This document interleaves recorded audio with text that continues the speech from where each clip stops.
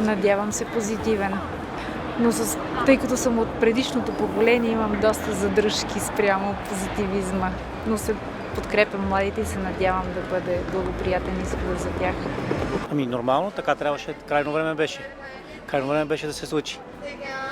Да, сега се надяваме да дойдат умни от тия 240, дето бяха там. Със сигурност има умни, разумни хора, които да измислят нещо грамотно и да се спрат тия издевателства, които бяха. Всяка промяна е за добре. Позитивен, разбира се.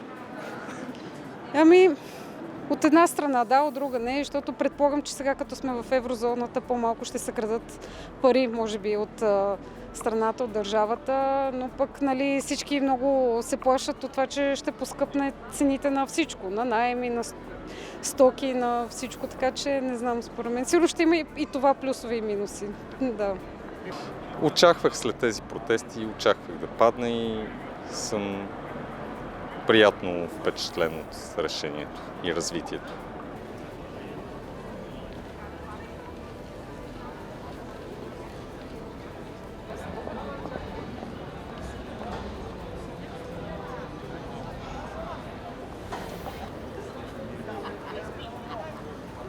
You have a